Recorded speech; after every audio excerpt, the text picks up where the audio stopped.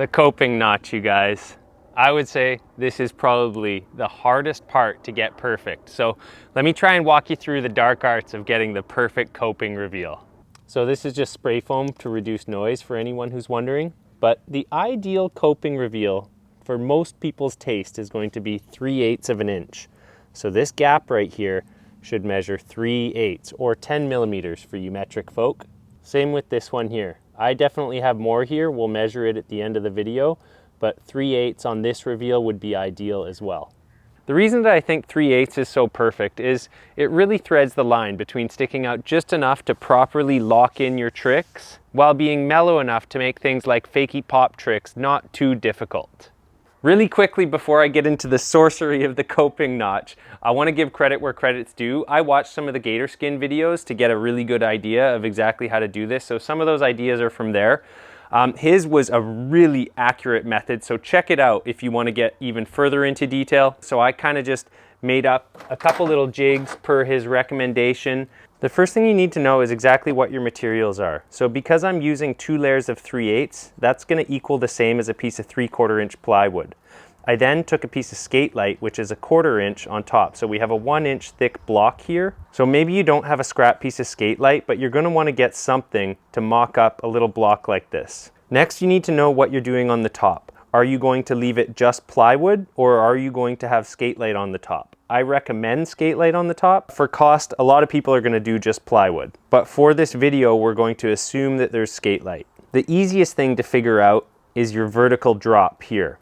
So if you want 3/8 of an inch, I mean, I often just kind of eyeball it like this because I can see 3/8 or 10 mils as I was saying, but I'm just going to mark it right here because that's right about where I want it. You can also do the math. So this piece of coping, which is the ideal width, is 2 3/8. So that means I know that if I'm going to have an inch right here, then I'm going to add 3/8. So right there, 2 3/8. Make one more mark down here at whatever that measurement was. Get a straight edge and mark that across so that you have a nice straight line. And this next measurement, this is the important one, and it's going to be different on every ramp depending on the steepness of the transition and height of the ramp, which is why it's so important to make this little jig like this. So I've got this line here, and I know that I want my coping to stick out about 3/8 of an inch. So now I can literally see, I can eyeball exactly how much this is going to be, and I can mark it right here. So if you don't know what 3/8 of an inch is, you can cut a little block to 3/8 of an inch, or again 10 mils, and just kind of attach it to here as well. A pencil, carpenter's pencil, is about a 1/4 inch, so it should be a little bit more than a carpenter's pencil. But again, I already have this mark, and I'm going to square it down. That's my coping notch, right there. I find a jigsaw to be the best tool to cut these out.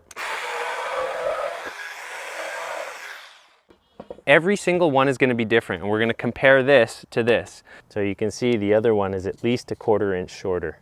So getting back to the actual building of the whole ramp, what stage you should now be at, having cut out the transition, having done the notch, having established your height and the end point of your transition, you now need to take that first piece you cut, take a big marker and write template on it, or something of that nature.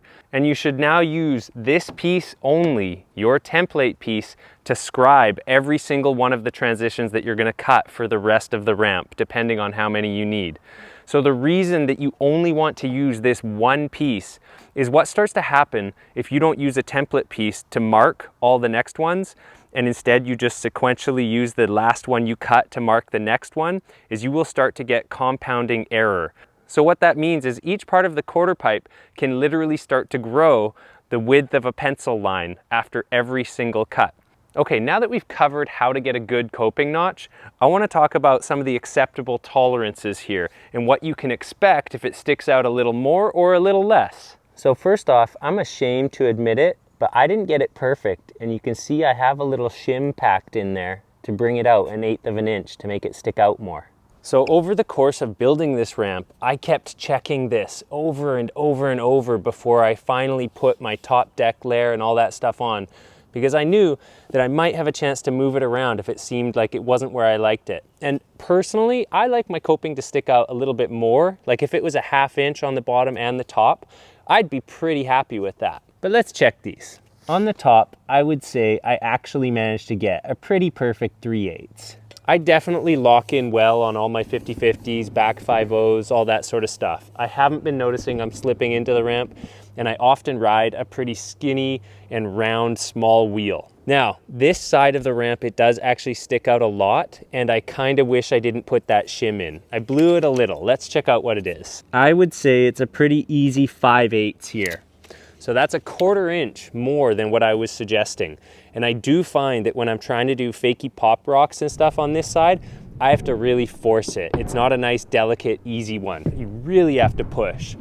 But there are some advantages to that, believe it or not. I find that this is the side that I can do better Smith grinds on. I don't know why, it just helps me lock in and not get my wheel dragged down the edges easily.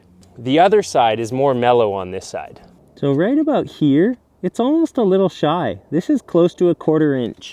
And I do find that on this one, I have a little bit of trouble hanging on to it, but still, a 1/4 inch is pretty manageable. And as it gets towards the center of the ramp, it seems to get a bit closer to 3/8. So it didn't wind up totally perfect, but it's manageable. I skate it and I'm pretty happy with it. This one right here, I would say, yeah, this one's a 1/2 inch. And I love this one. It's perfect for fakey pop rocks. Doesn't lock in as good for Smiths, but I would say this side, I nailed it. And personally, if I really had my druthers, I think anywhere from 3/8 to 1/2 inch on the top part is perfect. 3/8 to 1/2 inch on the bottom part is perfect. Once you start hitting 5/8, it starts to get difficult. So anything under a 1/4 inch is gonna suck and be too wimpy. Anything over 5/8 is gonna be way too hard for most people to skate. It's gonna feel like gnar pool coping. So those are the highs and the lows of my coping install experience this time. This is the 3rd ramp I've built. I'm pretty darn happy with it. There's virtually nothing I would change. I do wish I could take that shim out of here. That would help a lot. But I ended up doing the J-bolts for the coping. So instead of drilling through the coping and having screws that I can pretty easily pull out and then pull that strip out, I would actually have to unattach the back and pull it out, and that's a whole other thing. When I make the video showing how hard it was to install it with the J-bolts, you'll understand why I can't actually pull it out. There's just not enough wiggle room to do it. Again, if you want a super incredibly accurate way to try and get your coping set, check out the gator skins video. So I just want to say thanks for watching, and next up we're going to get into the framing. That'll be the next video, attaching all the ribs to the actual ramp. It's a fun part of doing it.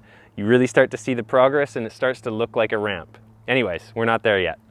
Next video. See ya.